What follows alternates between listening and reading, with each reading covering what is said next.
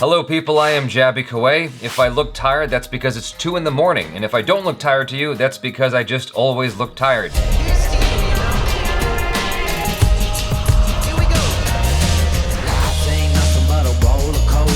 I wasn't planning to put out any more videos today because there's a game going on, but the BATLA House teaser starring John Abraham just dropped. It is directed by Nikkhil Advani and also starring Mrunal Thakur. The actual trailer comes out July 10th. This is just a teaser and it looks to be less than 26 seconds long.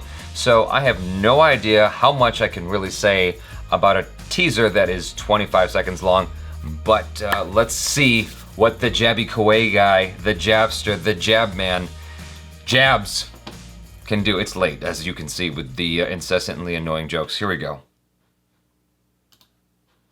Sir, ऊपर गोली चल रही है। ऊपर गोली चल रही है सर। 2 गोलियां लगी हैं सर को। जनाब, 2 लड़की।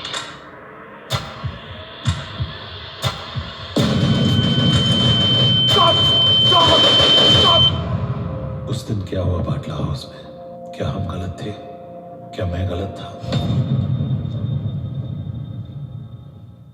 Well, that was quick. Obviously, I didn't understand what was being spoken in the beginning. I imagine it was like an emergency phone call of some kind, or some kind of dispatch center.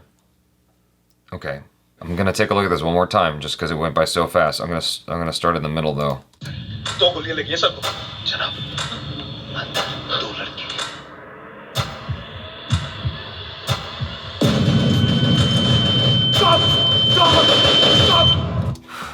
T-Series and MA Entertainment bring the real story behind the BATLA House encounter that took place on 18th of September 2008. So what is BATLA House? I should look that up because I know nothing about it. BATLA House encounter, officially known as Operation BATLA House, took place on September 19, 2008 against Indian Mujahideen terrorists in BATLA House locality in Jamia Nagar, Delhi, in which 2 suspected terrorists, Atif Amin and Mohammed Sajid, were killed, while 2 other suspects, Muhammad Saif and Zishan, were arrested, while one accused, Ariz Khan, managed to escape. Encounter specialist and Delhi Police Inspector Mohan Chand Sharma was killed during the incident. The encounter led to arrest of a number of local people, leading to widespread allegations and protests by political parties, civil society groups, activists, especially teachers and students of the Jamia Millia Islamia University. Oh, this is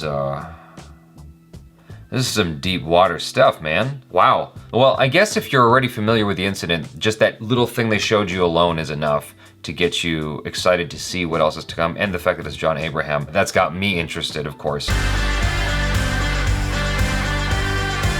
It being a true story is something that obviously makes it even more intriguing, because anytime something is based on a true story, the ability to look inside what potentially happened makes it profoundly more interesting and makes you profoundly more curious, because we want to know what went on behind those walls, right? There's just a natural curiosity there for such an intense day, this kind of an event. Man,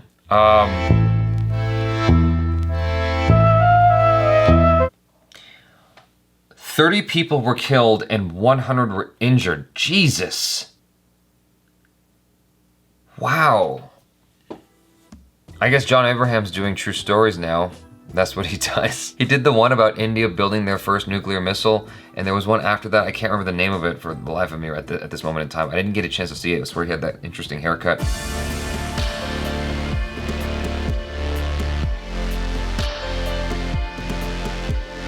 And now this, you didn't even see John Abraham, but you knew it was him. That was him. You saw him from behind. I was like, oh shit. That's how easily identifiable John Abraham is, that you can see him from behind. You can see his silhouette and you know exactly who it is. This is one of those things where you as a law enforcement officer have to deal with the potential of encountering something like this kind of a scary incident where most of your days are probably okay, and suddenly you're thrust into a situation like this that is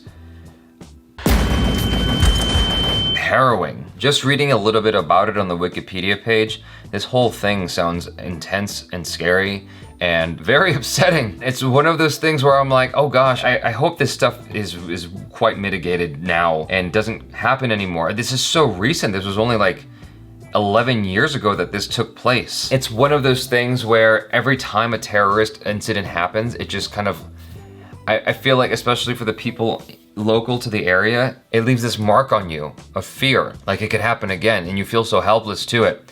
Earlier today, we experienced an earthquake. I felt pretty helpless.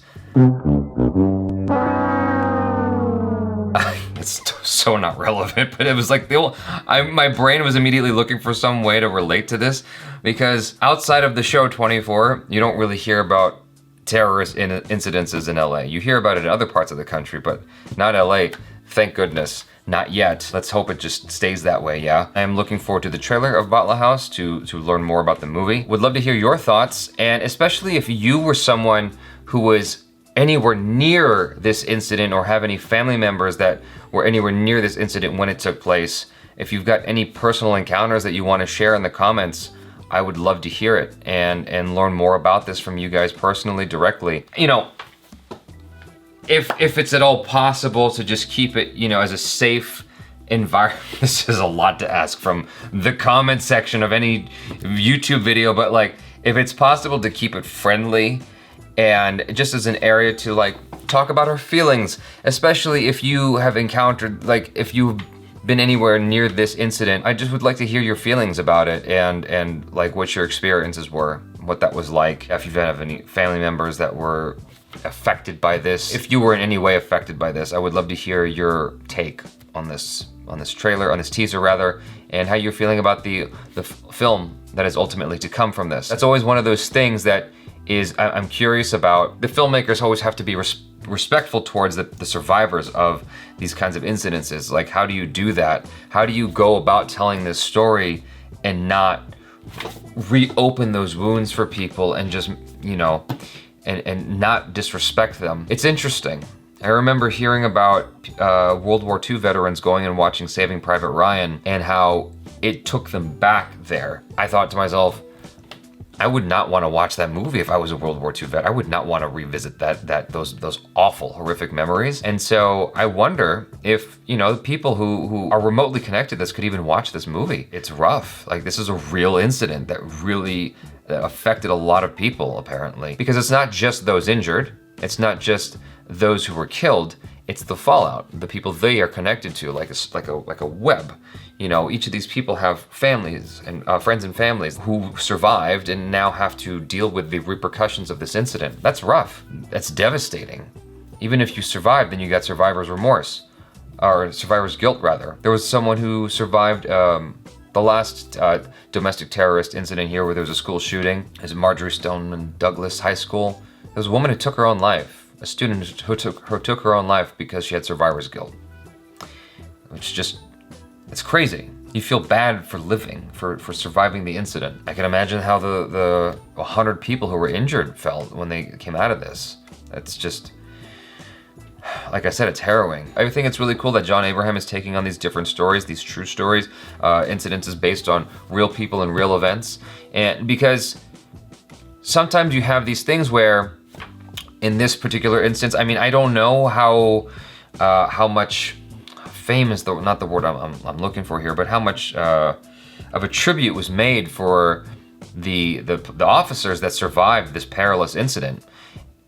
Making a movie about it allows us to shine a light on the heroes that survived this incident, these incidences.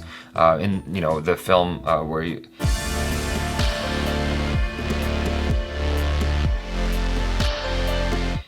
I can't remember the name, but the one about building India's first nuclear missile. Did anyone really know who he was or his story before that movie was made? You know, it's cool that John Abraham is using his star power to sign up to do these particular stories, to shine a light on the heroes who helped to deal with these situations. My biggest hope is that this film is respectful and just honors the actual story that took place. And for those who are well familiar with it, hopefully this movie elucidates on what has been largely kind of shrouded in mystery, if there is any of that. There always is. There's always like that, what happened, like the lack of clarity, you know, and sometimes the filmmakers have to sort of make things up based off the bits of information they got. But it seems like with this, they must have done at least a little bit of research and talked to people who are actually connected to this situation to get as much accuracy as possible. You guys, would love to hear your thoughts in the comments below. Do let me know your feelings, and be kind to each other in the comments. please, please, pretty please, be kind to each other in the comments and enjoy your game if you're not already watching it. I'm Jaby Koay. Peace out.